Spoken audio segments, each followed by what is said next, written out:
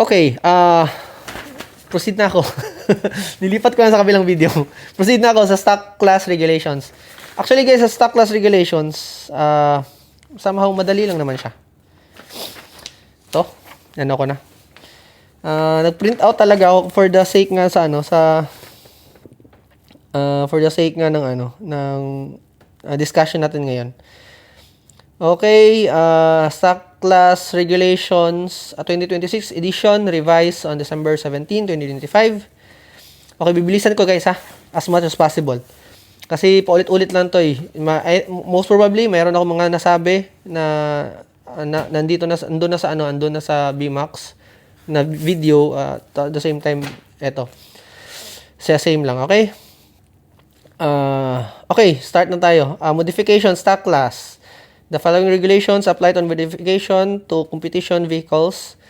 However, modifications not included here will be at the discretion of the organizer. Okay?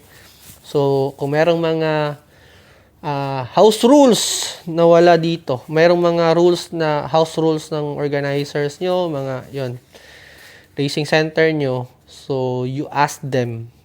Same thing sa BMAX, ganun din. You ask them sa mga racing center, meron ba silang house rules na if they have, or they, you clarify kung ano yun. Baka, kunyari, naging conflict siya sa, sa rules ng BMAX, tapos, magugulat ka na lang bakit na DQ ka or ano. So, might as well you ask them na lang talaga. Okay, proceed tayo. The following, okay. Next, number 1 is hollowing out or cutting the chassis using the custom chassis not permitted. Okay, ito yung sumusobra na cut, di ba? Sorry. Ito yung pagka-cut ng chassis, pagka-cut ng chassis, bawal yun. Ito yung ibig sabihin nun. So, only Tamiya, ito, sinabi ko na to doon sa na may parts ng, sa mga hindi nakapanood sa BMAX ko, i-discuss ko na lang kaya ulit, no? Sige, ko na lang ulit.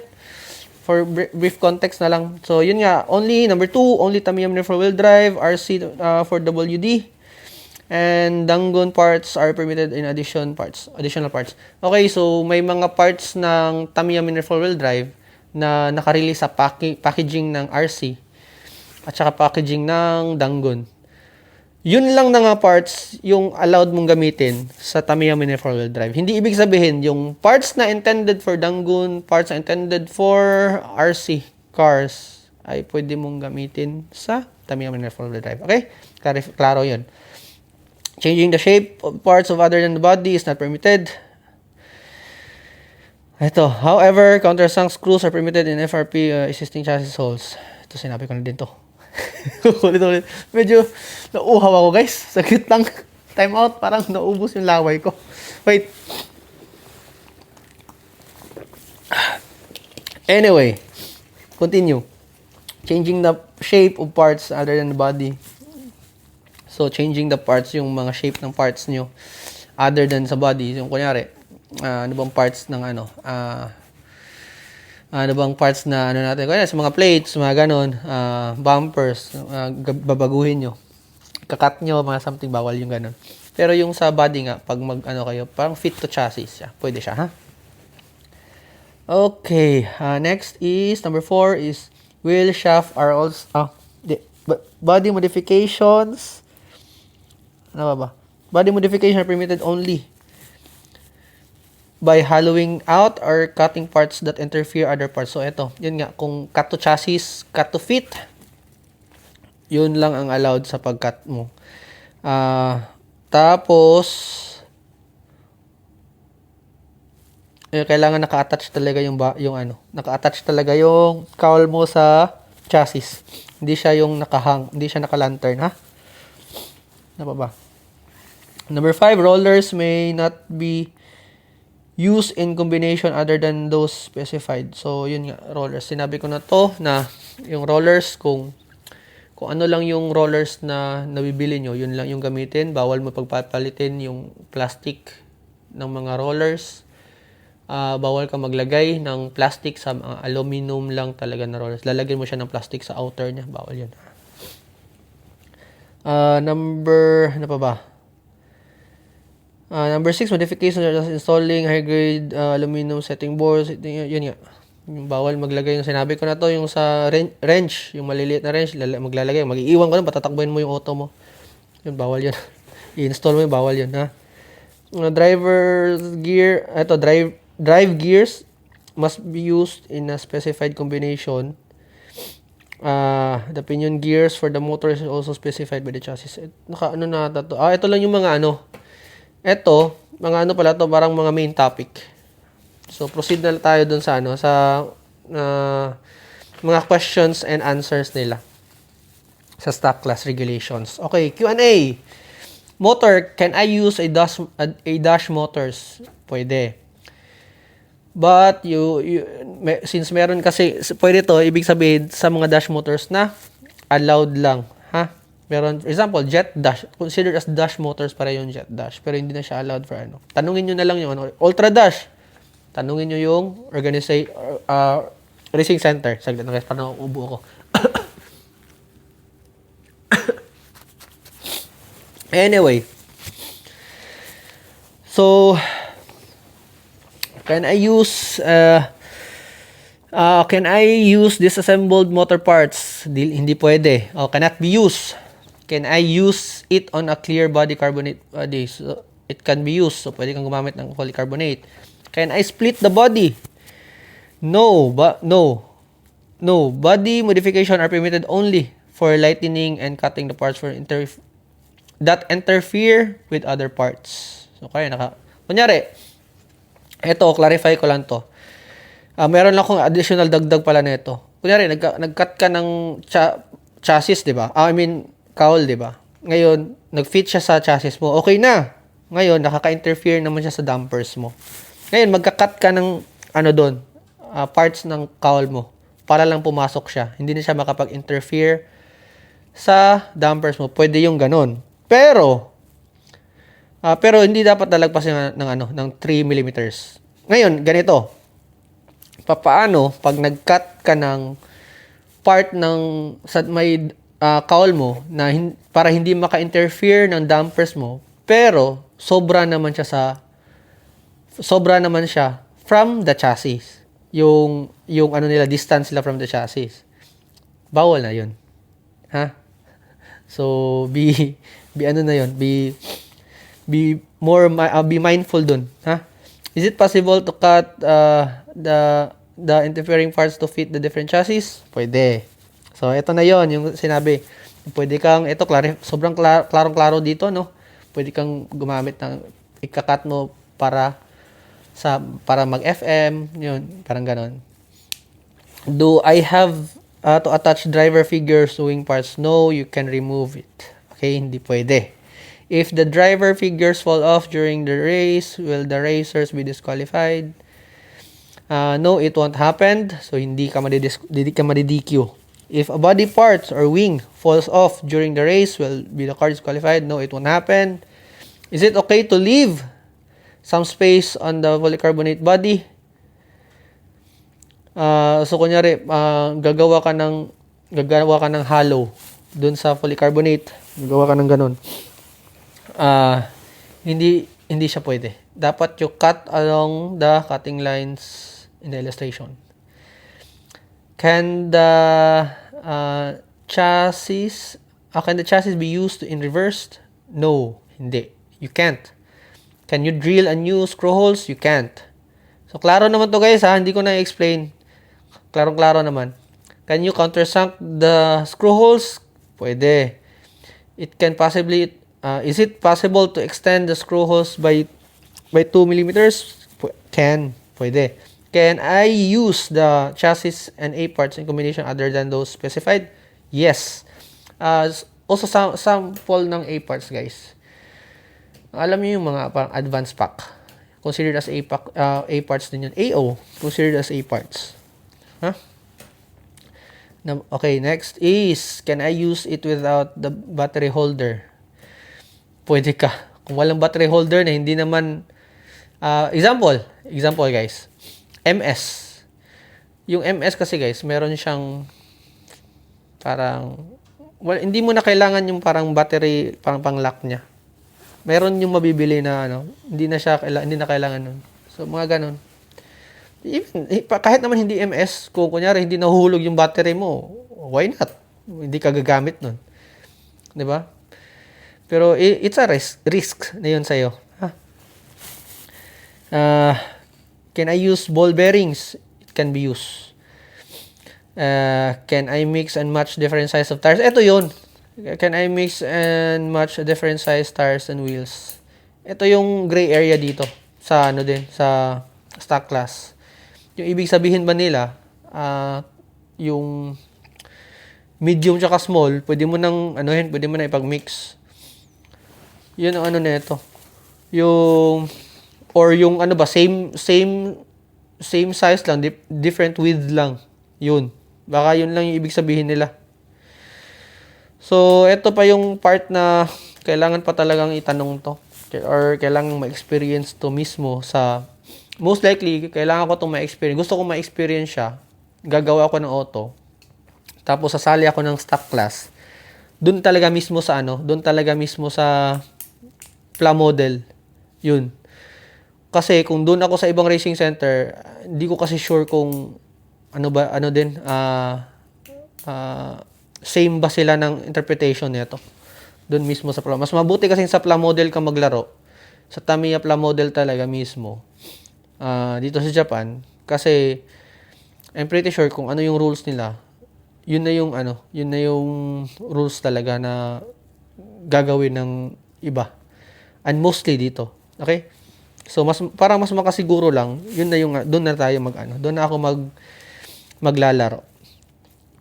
Okay, next is saan ba to? Can I cut or grind the tires? No. Yung magte-trim, no. Can I use rollers that have worn down become smaller in diameter? Rollers, ito yung sagot. Rollers that have become too small cannot be used. Please follow the instruction of the vehicle inspections. Okay? So ito hindi mo na magagamit. Pero kunya during sa inspection ng auto nyo, inallowed ka, pinatakbo ka. Hindi napansin. Wala tayong magagawa doon.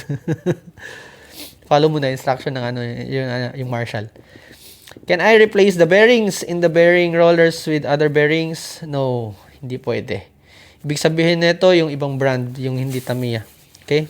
Dapat Tamiya lang. Can adhesive be penetrated to strengthen it? Pwede. Nakalagay dito. Ito talaga feeling ko talaga talaga 'to eh. Yun talaga yung isinosoak namin yung plates ng 3S na glue. Na kasi talaga yun. Nasi-strengthen talaga yung plates kasi noon. Can multiple plates be glued together? Pwede mag-glue. Ito, tingnan nyo. Yung bonded kasi dun sa VMAX, pwede mo siyang pagsamahin lang. Pero not specify doon na kailangan siyang naka-glue. Dito, naka-specify talaga siya na can multiple plates be glued together? Can. Ang sagot. Pwede daw. So, sa stock class, yun. Well, kung gagamitin ko yung plates naman, ayoko na lang i-glue. Pwede ko naman pagdikitin din naman yun na. Para pa sure talaga na wala tayong sabit doon. Ito, isa din to sa hindi naman siya confusing.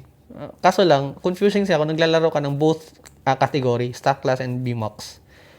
So, may konting pa rin kasi differences. Ito, can the plates be installed wobbly? You can't. Yun nga, yung plates dapat, talaga siya, fixed plates.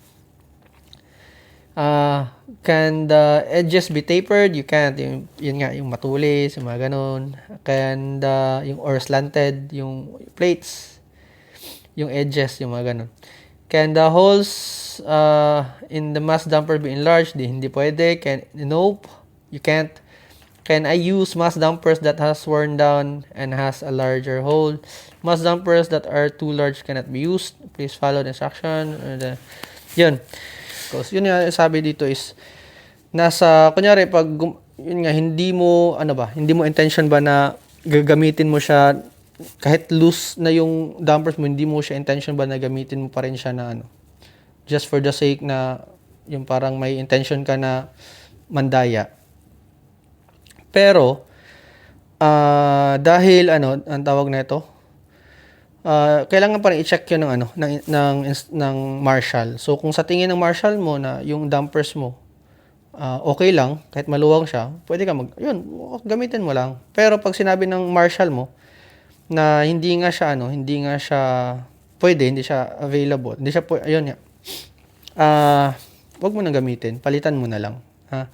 Kaya nga dito guys, ito yung importante dito na kailangan talaga magkaroon ng inspection ng mga auto. Sa lahat ng mga sumasali, may kakaroon muna ng inspection bago talaga lumaro. Para sigurado kung in regulation ba yung lahat ng auto ng gagamitin ng players bago mag-umpisa yung event. Importante talaga yon.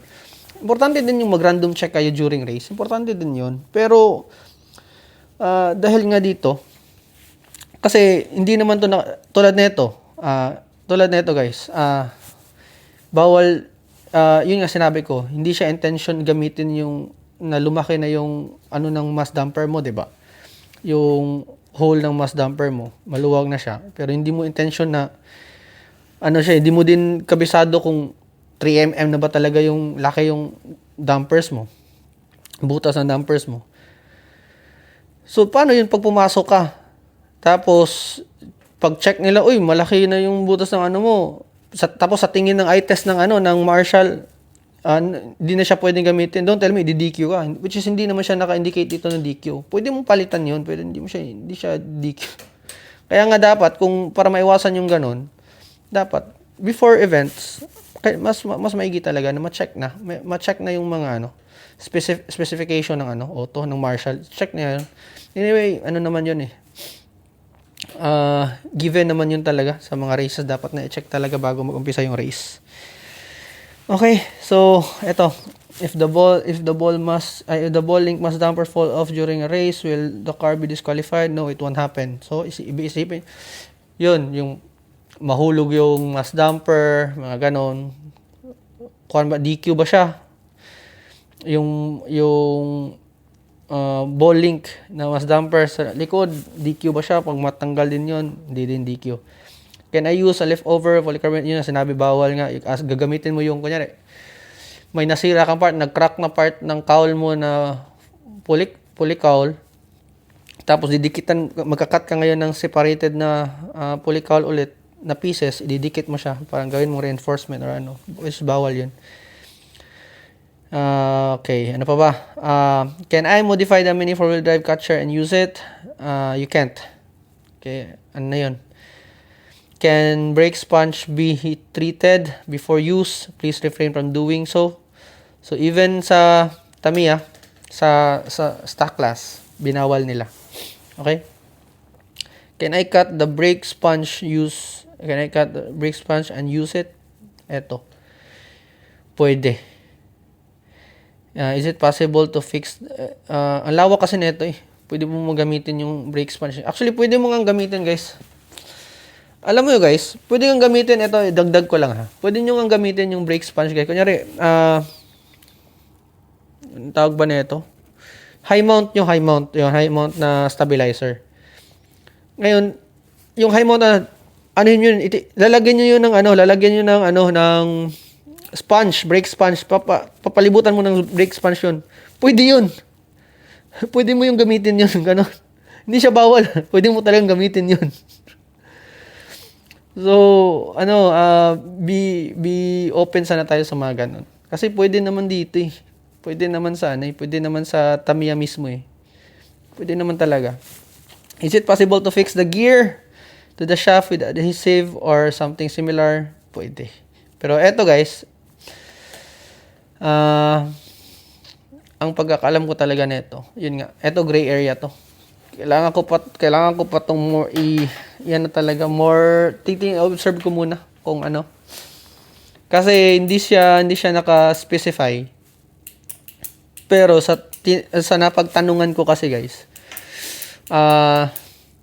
nung nagtanong ako kahapon, yun nga sabi nga nila is intended nga yan dun sa propeller, Hindi siya intended for dun sa spar gear at saka sa crown gear. Kasi nga, walang gumagamit nun na mga Hapon na ganun. Hindi naman nagkaganon mga Hapon. So, parang naging common sense siya na gamitin nyo dun kung saan lang yung, sa, tawag na ito, dun sa propeller. Okay, so I think yun lang. Yun na, tapos na. Tapos na tayo, lahat. So, stock class, regulations, new regulations ng stock class, tapos na, na-discuss ko na dito. So, once again, guys, thank you. Thank you sa panonood, ha. Thank you, salamat ulit. At pasensya na, medyo napagod din ako. Ang haba pala ng usapan, Nakakapagod pala magsalita ng madami.